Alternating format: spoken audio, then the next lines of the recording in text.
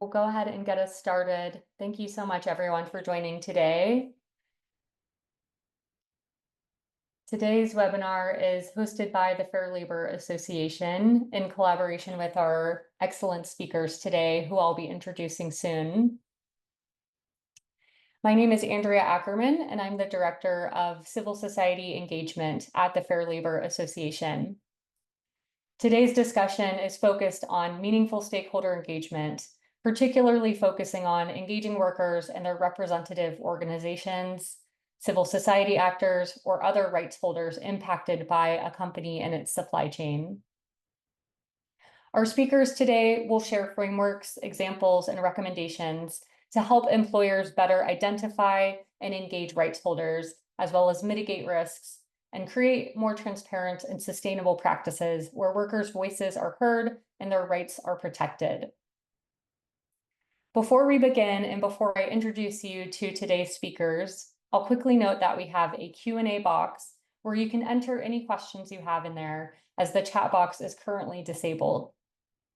We should have plenty of time for audience questions and discussion after we first hear from our speakers, so please do not hesitate to share your questions or your comments throughout the webinar in the Q&A box. Additionally, today's webinar is being recorded and may be shared with FLA members or more broadly. So without further delay, I would like to go ahead and briefly introduce today's speakers, and I'll share their short biographies in the order which they are speaking today. We'll first hear from Caroline Broder from Oxfam. Caroline specializes in corporate accountability and human rights and environmental due diligence. As Oxfam Senior Advisor for Campaigns and Advocacy, she leads work on community-based human rights impact assessments and supports corporate engagement on human rights and environmental due diligence. She co-leads corporate campaigns on the impact of surveillance technology on human rights, and she's developed practical guidance for companies on meaningful HREDD and rights holder engagement, and has authored many publications on business and human rights.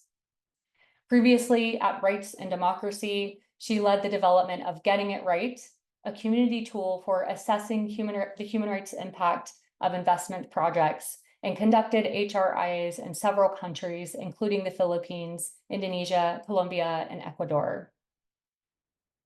We'll then turn to Emily Paradiso, who joined the Ethical Trading Initiative, or ETI, as Head of Global Partnerships in 2024.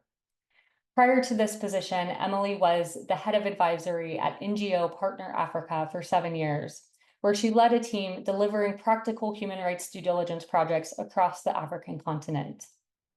Her experience working closely with suppliers, workers, farmers, community rights holders within these projects has honed her expertise in meaningful stakeholder engagement. Emily's background is in international development in the smallholder agriculture sector, and she holds an MSc in international business and development.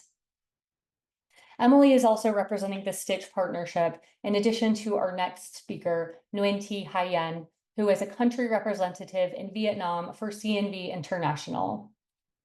CNV International is a foundation of CNV trade unions in the Netherlands, and it is the only foreign trade union foundation to have an operation certificate in Vietnam since 2018.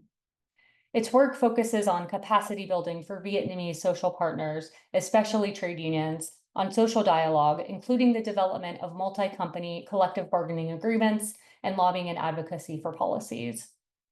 CNV International works with a wide range of stakeholders in the garment sector, including brands, and they've obtained permission to work on 2 new sectors, including footwear and agro-food processing. Before working for CNV International, Ms. Yen worked on industrial relations projects at the ILO in Vietnam. And finally, I'm thrilled we'll get to hear from Baldemar Velasquez, who is the president and founder of the Farm Labor Organizing Committee in the US. Baldemar grew up in a migrant farm worker family based in the Rio Grande Valley of Texas. Every year, his family would migrate to the Midwest and to other regions to work in the fields planting, weeding, and harvesting crops. They traveled in trucks and old cars, often lived in barns and converted chicken coops. The family eventually settled in Ohio, and Baldemar worked in the field seasonally through his high school years to help support the family before becoming the first in his family to graduate college. Incensed by the injustices suffered by his family and other farm workers, Valdemar founded the Farm Labor Organizing Committee, or FLOC, in 1967. Under his leadership, FLOC has set international precedents in labor history, including being the first union to negotiate multi-party collective bargaining agreements and the first to represent H-2A international guest workers under a labor agreement. Valdemar is an internationally recognized leader in the farm worker and immigrants' rights movement, and his commitment to justice and human dignity have led to recognition by many labor, government, academic, and progressive organizations. In 2009, he was elected to the AFL-CIO Executive Council, and it really is an enormous privilege to have such a visionary leader in the labor movement here with us today.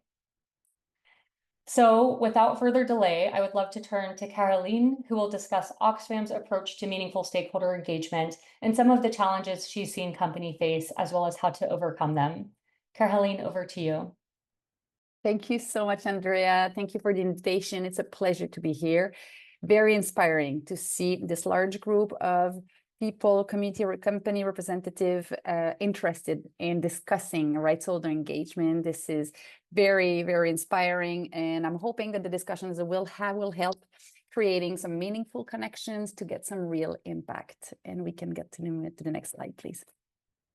I'd like to start from the onset to say that at Oxfam, we do understand that engaging rights holder is not an easy task. It's not something that companies are used to do, right? It's not from part of their ways of, or their typical approaches. There are a lot of challenges that you have to navigate, just listing few here, but there are many more. The size of the supply chain, the number of actors that you have to engage with, the lack of resources, the time available, the external constraint, but also internal constraints that you may face.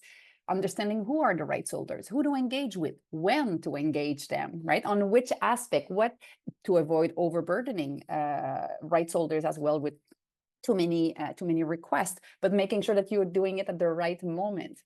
And of course, having the willingness to take the findings on board internally. Next slide, please. If you are here, it's probably because you do understand and believe in the importance of rights holder engagements. I'm not going to go in detail here, just reminding that early and meaningful engagement helps companies identify hidden risks, prevent human rights violation, and reduce the conflict with rights holders. It does foster collaboration, and we've seen in the past that it can lead to creative and very efficient solutions. And it's often far less costly than dealing with the consequences of harm. And especially when Indigenous people's right to free and prior and informed consent is involved, this is really a helpful approach to get this, to comply with it. Next slide, please. You've mentioned it in my introduction. I've been working on community-based human rights impact assessment for decades, supporting local organizations, Indigenous groups, migrant workers, different rights holders and workers in different parts of the world, as they were trying to have their own processes, right? Doing their own engagement to identify the issues and the potential solutions that they would see for the specific situation that they were facing. Through this engagement with rights holders, we've learned so much how they want to be engaged, what meaningful means to them. What we decided to do with that experience, all this learning, was to extract from this key principles that we could then translate for companies.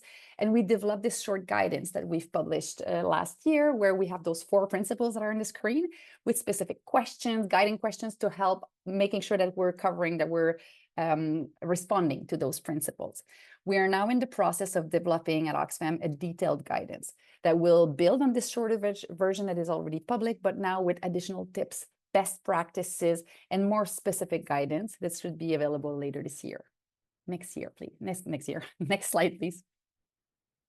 The first one I want to mention here is to start early and engage continuously.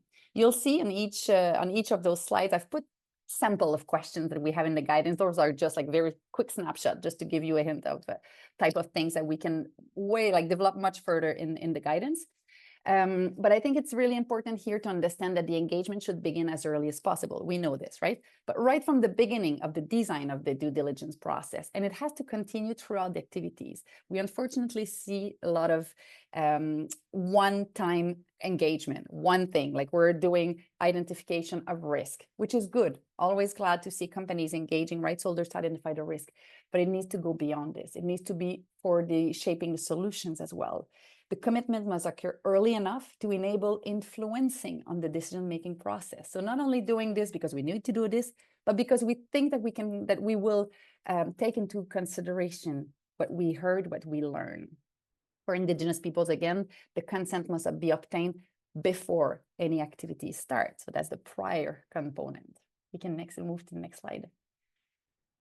Engaging rights holders at every stage of the HRAD process will ensure that the policies that you develop or adjust or update will be grounded in real experiences, that the risks are accurately identified, and that the actions are effective and trusted. It's also a matter of making sure that the progress is verified. A rights holder will be able to say, yes, this solution is working. No, it is not. It is not fulfilling the planned objective, or we could adjust and the proposed measure will be much more impactful. Then the communication is a very key component, and that remedies truly respond to the harm experienced. And we can move to the next slide. The next one will be to engage inclusively. And here we mean engaging with all affected people, specific attention to the most vulnerable groups and people in situation of marginalization. We can move directly to the next slide where I'm going in more detail. And this illustration of what we mean by rights holders, you're probably familiar with the terminology, but I always like to recall this because I think it's very important. We talk about stakeholders that are individuals or group who have an interest in, or they may be affected by the company's activities, but that can be positively or negatively. As you can see from the graphic, it includes a wide range of actors, right? Staff, governments, suppliers, local communities, NGO, trade unions, customers, etc. While rights holders are specific groups within the stakeholders. They're people whose human rights may be directly impacted by the company's operation. They have specific rights in relation to a specific duty bearer. And then you can see they include migrant workers, small-scale farmers, Indigenous peoples, affected communities, etc. Next slide, please. One key element that we need to consider, I think you need to click another time so it's complete. Yeah, exactly. Thank you. Rights holders are not a homogeneous group. And I've heard that over and over, the affected community. It's not the affected community. There are different groups, different subgroups, different small groups within the subgroups, right? And we need to take this into consideration and make sure when we're developing the engagement strategy for the when, the how, the who, that we're taking those different groups into consideration. Then building on that, you can determine if the engagement will happen ideally directly with the rights holders, in some contexts with legitimate representative that can include unions, community leaders, NGOs that are chosen by the individuals or groups. These representatives must have a clear mandate from the rights holders to speak and negotiate for them. And I understand identifying legitimate representative is often challenging, and we can come back to this later in the discussion. Finally, it can happen with credible proxies, who are individuals, organizations that have sufficiently deep knowledge of or an experience in engaging with the particular rights holder so that they can speak to the experiences and the views of affected rights holders. They can be independent experts, NGOs, or other actors, but credible proxies are a fallback. They're only used when direct engagement with rights holders or their legitimate representative is not possible or is not safe. That's very important. Next slide, please. Then, of course, ensuring that the participation is informed. And this seems obvious. It seems something, yeah, of course, the people need to have access to clear, accessible information, and that's critical. But we've seen so many examples of consultation taking place where workers, rights holders had no idea of what they were engaged on. They didn't understand the project itself or didn't get a good picture of the supply chain. They did not understand the purpose of their participation, what was the time frame, or how their input would be used and the extent to which their participation could influence a decision. It's always super helpful, it's critical to remember that the engagement is not about extracting data. It's not about checking a box and say, I've done it. I've collected some information. It's about sharing information in formats that people can understand. It's giving them enough time for review and discussion. I've seen cases where a company would give us, and I was part of the accompanying rights holders, they would convene us, present us a huge number of slides that we've never seen before, and ask our views on the slides with very complicated and complex terminology. That's not possible. It's not a way that you're not informed. You can participate meaningfully when you're doing this. For communities, for indigenous communities, again, the FPIC is the informed consent that must be obtained there. The last slide, the last principle, please. The last one is about the how, right? So we've seen about the who, we've seen about the what, and on what portion, etc., on when to engage. Now about the how, to facilitate the participation or the commitment appropriately, effectively. The idea here is to create safe spaces for an honest dialogue, somewhere free of fear of retaliation. It helps to work with trusted local partners who will understand the community, will help you address the logistical barriers, meeting people where they are, offering transportation, childcare support, making sure that the right moment in the day is selected to do the consultation. I'm happy to give other examples later in the discussions, but there are things to consider when thinking about the different groups that you will engage in from the different stages. Providing translation, ensuring that consultation happen in participants' language, and sometimes addressing the trust issues. We've seen this as a good practice, bringing in a neutral, a credible facilitator, right? And being super transparent about the power dynamics. The last slide, please. So to conclude, again, we understand rights holder engagement is not an easy task, and I'd like to leave you with 3 small pieces of advice. Engaging takes time. Companies are moving at different pace than individuals and communities. They're operating on timeframes that are dictated by financial, commercial pressure, while communities have different imperatives. They have their own activities, their own responsibility. They may need more time to be ready to participate actively. It's important to take time to prepare adequately so that the participation is meaningful.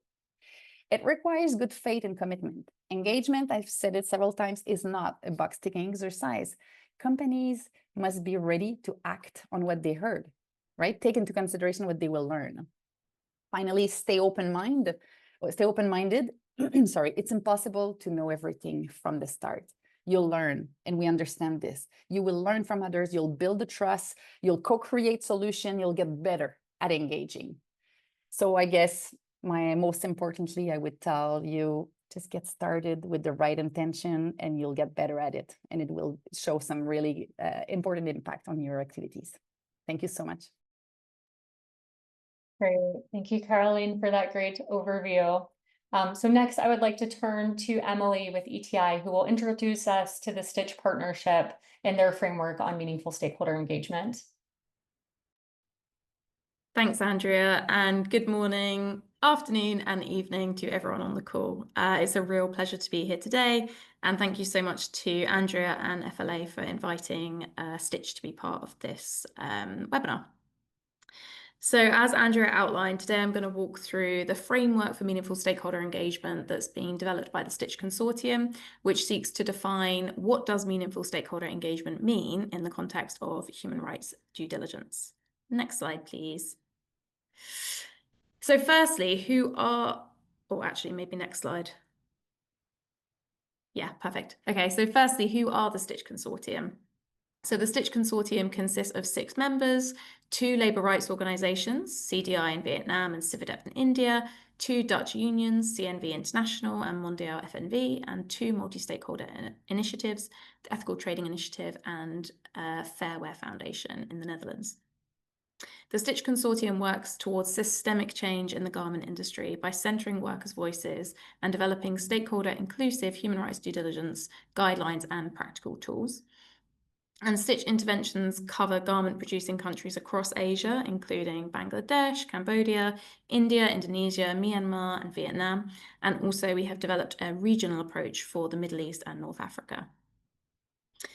So last year, Stitch developed a guide designed to help companies embed meaningful stakeholder engagement into their human rights due diligence efforts. The framework was developed by all of the Stitch partners and rooted in our experience of delivering practical human rights due diligence in garment supply chains.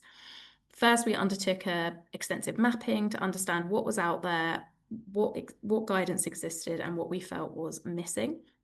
And we then drafted the principles, which I'll outline shortly, in a week-long joint workshop, which also included key external stakeholders whose input was invaluable, including a labour rights organisation from Bangladesh and a business association from India. Once drafted, we then kind of realised, okay, these principles are very high level, and they really lend themselves to be sector agnostic. So we decided to make the framework sector agnostic and really test this in the consultation process.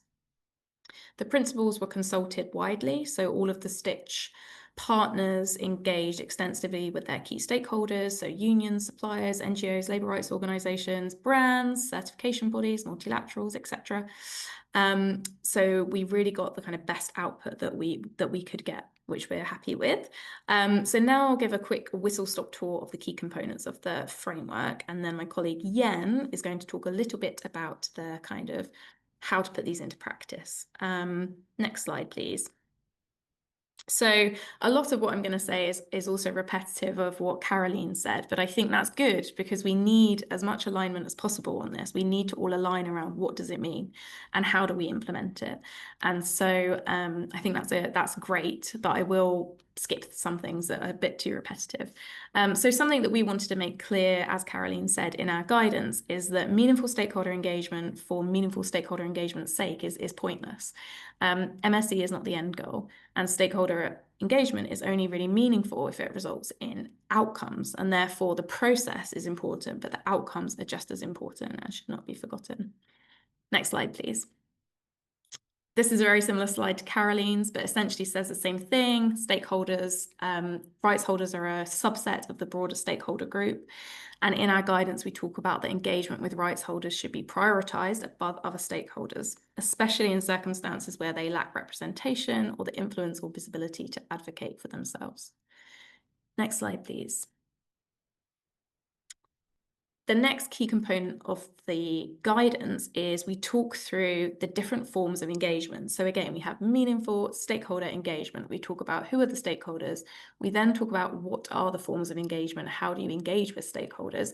And then the principles themselves try to unpick the term meaningful. So, okay, what makes these types of engagement meaningful? So the forms of engagement that we outline in the principles include collecting human rights information, consultation, collaboration, dialogue and negotiation, as well as peer learning and capacity building. Now, each of these individual and can be used at different times within the human rights due diligence process. Some of them are inherently more meaningful than others because they engage in a kind of two-way dialogue, including dialogue and negotiation, where some of collecting human rights information is not inherently two-way, and therefore you need to take additional steps to make sure that it's a meaningful way of collecting human rights information. Conscious of time, I'll move on to the next slide, please. Okay, so I'm going to jump into the 5 principles. We call them the LASER principles, which is a lovely acronym for us to remember alongside all the other acronyms that are in our sector. And the principles are legitimacy, accessibility, safety, equitability, and respect. And these 5 principles are holistic, so they should be kind of looked as a whole rather than individual. And they work in tandem with each other. And these principles kind of underline the concept of meaningful. Next slide, please. So the first principle is legitimacy, which Caroline also talked about. And here in this principle, we talk about how companies may not always be able to engage with rights holders directly, and in some cases, this isn't appropriate to do so. So in such situations, companies should seek to engage with representatives who can advocate on behalf of rights holders. Legitimate representatives are those that have been freely and democratically elected by the rights holders to represent their views. So these are for the most part trade unions for workers and community representatives or interlocutors for community members. When legitimate representatives do not exist, you can engage with proxy representatives such as NGOs. And the framework provides some questions you can ask to assess the legitimacy of these proxy organisations. So you can be sure that you're engaging with an organisation that truly represents the views of the rights holders you're seeking to engage with. Next slide, please. The second principle is accessibility, and this is where we outline the different sorts of accessibility barriers that stakeholders may face to engaging in those different types of engagement that we listed. So physical barriers like remoteness, language, and literacy, these are not easy to address, but they are easily spotted. This principle outlines how we also need to keep in mind the barriers that the more marginalised group may face. And as Caroline outlined, communities are not homogeneous groups. And so identifying accessibility barriers like social and psychological barriers are harder, but just as important if you're really going to engage with those marginalised vulnerable groups that you need to as part of your human rights due diligence efforts. Next slide, please. So the next principle is safety. And this principle talks about how, whilst ensuring the safety of stakeholders is important in all contexts, there are specific situations in which this is more important. And the framework outlines what these specific situations are, and they're listed there on the slide. So, for example, when engaging with people of diverse sexual orientation, in many of the countries in which you're sourcing, it can be classed as a crime to identify as LGBT. So engaging with this marginalised group could have very real safety repercussions for those stakeholders. Another example where safety would be more paramount is in countries where there's restricted civil liberties. Attempting to engage with stakeholders in China about the risk of state-imposed forced labour, for example, could be extremely dangerous for those stakeholders if it's not undertaken with careful consideration and a view of safety always in front of mind. Next slide, please.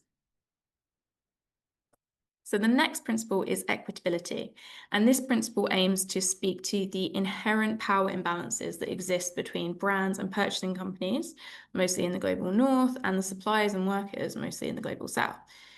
Because of the nature of the relationship, there is this inherent inequitability in these engagements that we need to face into, like approaching stakeholder engagement without understanding that as the basis is not going to result in true, meaningful engagement. Therefore, to progress engagement, companies should take steps to reduce the power imbalance where possible. So the framework outlines ways in which this can be achieved. And if we think back to the forms of engagement, this is where dialogue and negotiation really come into play, because that's the sorts of engagement which really start to put, workers and buyers or brands or whoever on a more equal footing. So in the framework, we talk about global framework agreements as one of the most effective means to address equitability issues, because global company trade union agreements are negotiated. They put companies and rights holders on a more equal footing in identifying and addressing human rights adverse impacts. Next slide, please. And the fifth principle is respect. So this is a straightforward one. And in the framework, this is where the language comes through, which again is quite reflective of what Caroline presented. The OECD kind of wording around meaningful stakeholder engagement, which talks about respectful engagements being two-way, ongoing, transparent, and undertaken in good faith. So in the framework, we talk about how you can ensure that you're meeting those requirements in your engagements and ways you can do that, and specific considerations when you're engaging with rights holders at the site level and stakeholders at, say, the more regional or country level, and how you can ensure that respect is integrated into those communications. I think that's the last slide. Next slide, please. Yes, that's it. Thank you so much. Great, thank you so much, Emily, and thanks for those sending questions. Please do continue to add those into the Q&A box, and we'll respond to them during the Q&A session. So for now, we'll continue to hear from another member of the Stitch Consortium, Yen, who is joining from CNV International in Vietnam. And Yen will be sharing some examples of successful engagement between rights holders, particularly trade unions and employers. Over to you, Yen.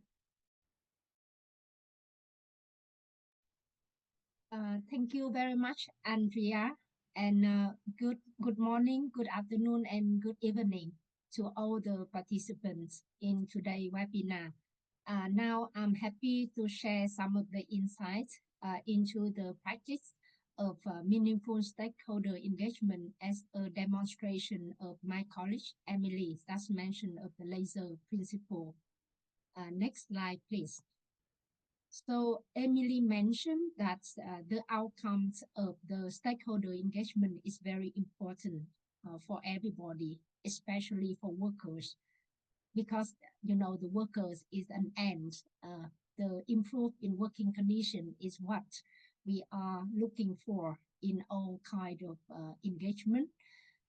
And in Vietnam, together with the National Trade Union in Vietnam, VCCL, and the VTAS, the Garment and Textile Association, which is the business association, and the VCCI, and also the Ministry of Labor, Invalids and Social Affairs, and VCCI, another business association in Vietnam, and some brands. Together we develop this process we call the multi-company collective bargaining agreement.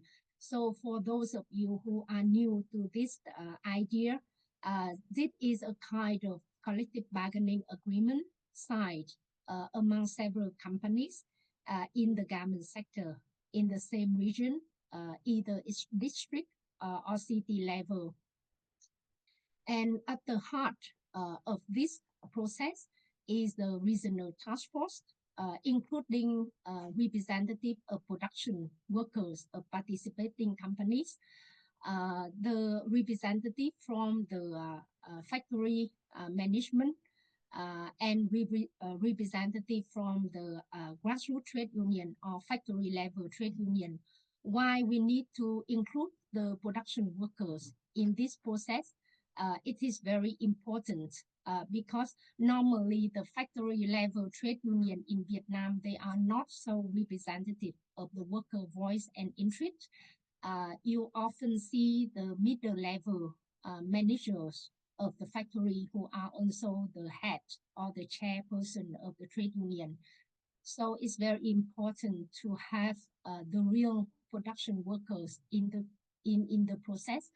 And when brands sourcing from the companies, they support the process, meaning that they need to, have certain commitment to improve the purchasing practices, to enable, or let's say to allow the implementation of the social dialogue outcome or results. Next slide, please. So today I would like to share with you 3 cases of brand engagement when they support this work and when they have a different position or different level of commitment, what will happen. So firstly, let's look at the first case, or let's say the first brand. These brands have strong commitment to really improve the working condition, including wage and income for the workers, and have a big leverage to the companies, to the factory, because they are also the factory owner. So yeah, they bought the factory as well. So at the end of the social dialogue process, after a series of trainings for both management and for workers, finally 2 decisions was made by the brand and by the management that there was an increase of 20% in wage for workers who have been working for the company for more than 10 years. And in Vietnam, the Tết holiday or Tết bonus is very important for workers. So the company decided to provide additional $30 for workers who have been working for the company for over 5 years. So that's the first case when the brands have a strong commitment and big leverage to the suppliers. The next slide, please. And for individual workers participating in the process, it is the impact that we see and we documented. Firstly, the workers from being very silent and hesitant, they can clearly express their opinions and presenting the results of their group discussion on give and take. So what can they do for the company in each trade or in trading for the additional benefits that they have? And normally they will mention that they will fully be in compliance with the company regulation, and they will try to teach their colleagues or new workers, so that the productivity can be improved. And the management's attitude is also important, and we see a shift in the management attitude. They listen more to the thoughts and aspiration of workers. They gave feedback and acknowledgements and openly share the employer viewpoints. So in this environment, trust was built, and it was a foundation for effective dialogue because the worker trusts that they will not face any retaliation or discrimination or unfair treatment from the management when they speak out. What can they give and what should they take after the negotiation process. Next slide, please. So that's for the first case. The second case of engagement from brands. Brand also support this process. And there is one big global brands with medium level of commitment, but very low leverage. In this case, the factory management acknowledged the invitation, meaning the invitation to join the social dialogue process, but they did not commit to any negotiation results, or let's say they don't want to reach the collective bargaining agreement because they explained, the local factory in Vietnam explained that such social dialogue decision would require approval from its parent company abroad. And in an informal exchange, the human resources representative at the factory expressed doubt about the brand influence, noting that order volume was modest, prices low, and the production range frequently changed, so that there was a lack of trust among the supplier and the brand, even though the brands are pushing hard for the company to join the process. However, at the end, these purchasing practices from brands prevent the supplier from, engaging in additional non-commercial initiative. So that's the second case we experienced. And now let's come to the third case. So we work with several small like-minded brands, much smaller than the big global brand in the second case. And these small brands, they came together, they worked together. However, all of them have a weak commitment and small leverage.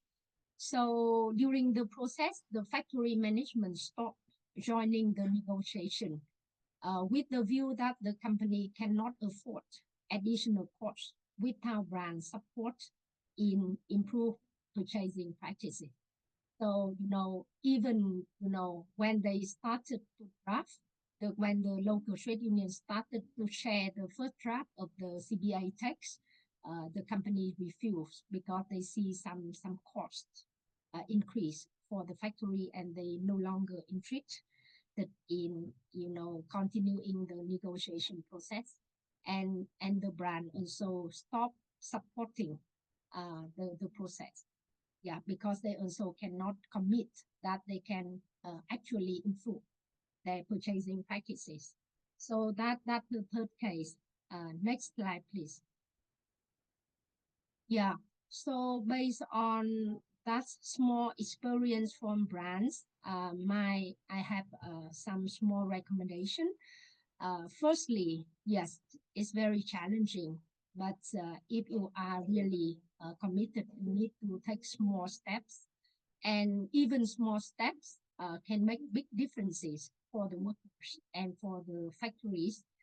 And yeah, you often thought that big brands can have a big influence or big leverage with the company, but in reality, it's not always true, because even big brands can have a small leverage, like in the second case that I presented to you today, especially when the order volume was modest, prices are low, and product range are often change.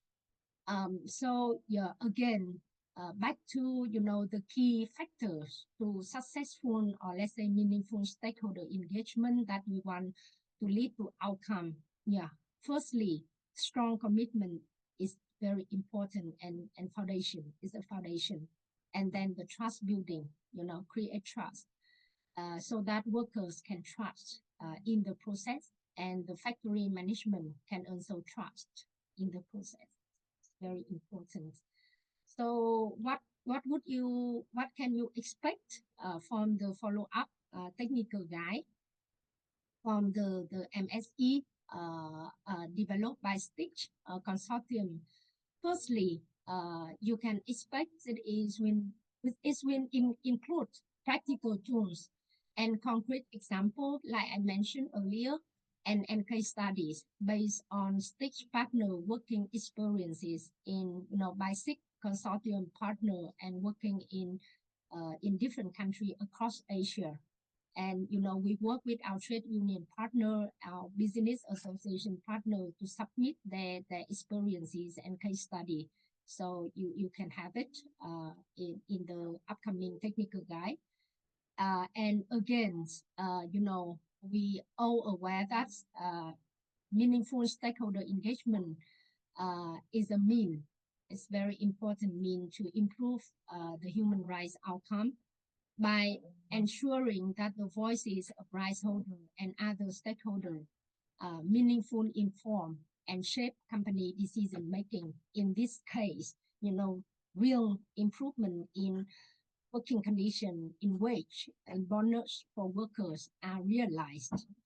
And yeah, and hopefully, through the meaningful stakeholder engagement process, we all can work together, and together we can address the persistent problems of power imbalances, precarious and informal work, and over reliance on social audits.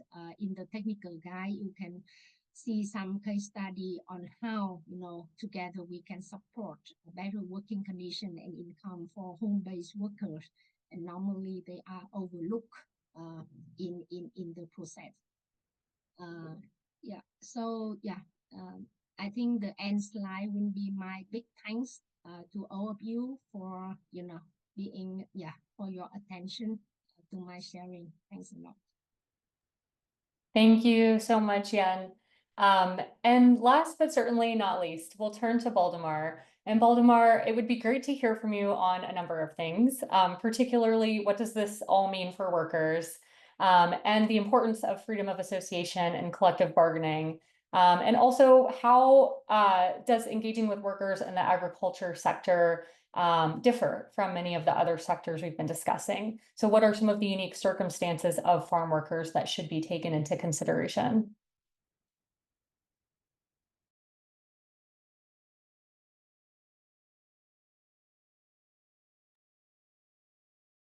Just unmute you there.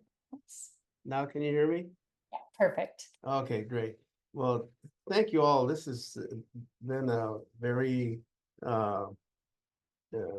pointed and very correct analysis of matters. I appreciate all the presentations. And the big question and the first speakers were like, how do we make all this happen? How do we make people engage in honest and transparent talks in terms of the reality of folks? But in our history, it became very apparent from the beginning that we are dealing with, when you look at the global production in agriculture, particularly our experience from parties in the supply chains that were at the bottom, the very bottom, that we're dealing with an extremely, what Professor David Weil, who's the former in the Department of Labor's Wage and Hour Division under Obama, wrote a book called The Fisher Supply Chain. And that if you look at the ILO's special rapporteur on worker and food security, insecurity of workers globally, that more than 80%, around 90% of the world's agricultural workers are informal workers. There's no formality in their work experience, and they're normally at the bottom of the very fissured supply chains. And the closest example today is Chiayen. Is that the way you pronounce your name? Sorry, it's closer to what we're dealing with in terms of bringing all the parties together in a supply chain, but I think there's some government backing for what you do. Unlike many other countries that have no mechanisms for workers to have a voice and be protected from retaliation and being blacklisted like we were when we started organizing here in the United States. But the fact is that most of us who grew up in the bottom of these global supply chains, we work in informal settings. For instance, we work piece rate. And all of the discussion that we're having today, it really boils down to one thing. It boils down to money. I think the last example there, that when you're trying to negotiate increased wages, the companies are going to talk about the price they get for their products that they sell. There's what's been somewhat of an untouched discussion here is the math. Let's talk about the math. One lesson I learned from my only encounter with Dr. Martin Luther King Jr. in 1968, a couple months before he was assassinated in Memphis. We were organizing the Poor People's Campaign, and we had a meeting with Latino and Indian civil rights people throughout the country, and there were about 30 of us, and we asked them the question, like, how do we as poor people who have nothing compel the world's richest corporation and the richest man to negotiate with us as equals? And his response, I'll never forget, he said, when you impede the rich man's ability to make money, anything is negotiable. Because we don't have legal frameworks to do this work. We don't have legal frameworks to compel manufacturers, retailers, and everybody in a supply chain to meet together and talk about equity and fairness and partners in a supply chain. We understood this from the beginning when we did our first big fight with the Campbell Soup Company in the late 60s, 70s. We had a strike of some 3,000 workers in tomato production and the farms that were contracted to Campbell Soup in 1978.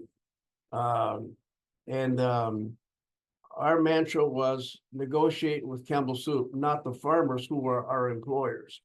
This supply chain, Campbell's had about 50 suppliers, tomato farmers that grew the crop, planted it, cultivated it, and we were the workers, the migrant workers that came and harvested the crop. Now, take this an example. You can apply this to every agriculture production in the world. The supply chains are fragmented and fissured. In Campbell Soup, we had the manufacturer, Campbell Soup. We had the suppliers, the farmers, and then we had the workers. In between the workers, there were labor contractors. We called them crew leaders in those days. Sometimes the farmer paid the crew leader, and the crew leader paid us, the workers, a piece rate, 16 cents for a 33-pound basket of tomatoes. Do the math. Campbell Soup paid the farmers $34 a ton. They paid us 16 cents for a 33-pound basket of tomatoes. So out of that, the $34 a ton, what did our 16 cents a hamper? Well, there's 2,000 pounds in a ton, and you multiply that 16 cents, that's $9.60. Out of the $34 a ton, the supplier, the farmer, was getting paid. The average contract acreage for a farmer was 40 acres. When you when we did all the math, in order for a farmer to break even, he had to yield 16 tons an acre to break even, paying us their 16 cents a basket for the 33-pound basket of tomatoes. And then when you multiply that, when we did the math in terms of other input costs, like fertilizer, transplants, hoeing, cultivating, weeding, diesel, all his input costs. We did all this math, and he had to yield 16 tons an acre to break even. Now, the average yield, according to the agricultural specialists in the counties, the average yield per acre was 18 tons an acre. So when you do the math, you multiply that 16 cents a hamper, and his break-even point was he had to yield 16 tons an acre to break even. The average yield from 1986 to 3 years before was the average yield was 18 tons an acre. So he was making 2 tons an acre profit at $34. That's $68. You multiply that by the 40 acres that was the average contract for a supplier. He only made like what, $3,600, $3,700 profit for the entire season. Now, if we ask for the workers to double our wages, that's going to knock out that profit margin. And many of these farmers that are suppliers to the major manufacturers, the experience that Chi-Yen was referring to in terms of the pushback she got from the companies that they had to get more money for their product. Well, the farmers had to get something more in order to increase our wages and benefits. That only came from the deep pockets. That's the Campbell Soup Company. And so when we did this campaign, it lasted 8 years, okay? I think we talk about meaningful engagement. What Caroline was talking about, it takes time to get meaningful engagement. It took us 8 years to get the manufacturer to the bargaining table to negotiate this whole supply chain math. So it took 8 years and a 7-year boycott of the Campbell Soup Company, and it was a massive campaign we did voluntarily. None of us got paid. We were living on stipends, and that's why this work is very difficult. We have no legal framework to make this happen, and so when we got Campbell's to the negotiating table finally, when we damaged their image, which was impeding their ability to promote their product as a positive image, for consumers. That's what they told us in the end, that they caused them to come to the bargaining table. Somehow we impeded their business to make money.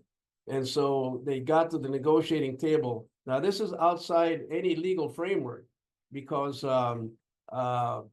the National Labor Relations Act, which is the law that allows workers to form unions, excludes agricultural workers. We've been excluded since 1935. So we created an independent mechanism with Campbell Soup Company to compel their farmers and to compel everybody in their supply chain to negotiate as equals. And so in the first contract, we increased the price per ton of the tomatoes for the suppliers, the farmers that we worked for, from $34 to $47 a ton, which allowed them to double our wages in the first year, and regular increases the next 3 years. So it all has to do with money, and it has to do with economic pressure and compelling these manufacturers to create independent mechanisms, which I think is the solution. We have to have, in most of the parts of the world, we have to create independent mechanisms to convert these informal workers into a formal formal setting, so that workers are considered actual employees, not independent contractors, not independent informal workers. And that's what we did in the first contract. And then we repeated that same mechanism, which it created an independent commission to act as a independent labor board to keep people honest in the agreement. So when we negotiate with a new company, the first thing we ask them for is not recognition as a union, but to recognize this independent commission as the legal framework for them to comply with rules and regulations that that were written to create processes for representation, collective bargaining, and the authority to issue fines, penalties, and make whole remedies if they violate those rules. So we got Campbell Soup to agree to that. We got Heinz USA to agree to that. We got Vlasic Pickle to agree to that. The Dean Foods Corporation out of Chicago and their subsidiaries, Aunt Jane and Green Bay Foods. And in 2004, we got the Mount Olive Pickle Company and their suppliers to agree to the same thing, which created this agreement that we have, that we now represent 9,000 guest workers from Mexico on a temporary work visa. And I'm sorry, but you know what this takes, unfortunately, is attack on the financial framework in supply chains. When we began to threaten that disruption of their ability to make money, they're going to negotiate honestly. They're going to open it with more transparency. At least they're going to talk about money. And I think that one of the things that we fail to do, which I think Chia-Yen has referred to in terms of the question of what does the supply chain reflected in the financial investment that have in each part of the supply chain. And that's where the inequity is. That's where it starts. That's what's got to be adjusted. And workers have to be put in a situation where they have the ability to negotiate a sustainable wage in order for them to live fairly and honestly, and able to feed, educate, and clothe their families. We're not talking about getting rich. We're not talking about taking over the production. We're talking about a fair day of work. And no one can say that agricultural workers are lazy workers. Everybody understands that they're some of the hardest working people in the world. And we honor that work, the ability to feed and educate and clothe their families, and we cannot do that unless we start talking about money in the supply chain.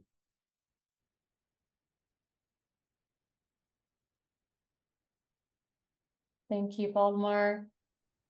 All right. Thank you so much to all of the speakers for your really brilliant presentations and remarks.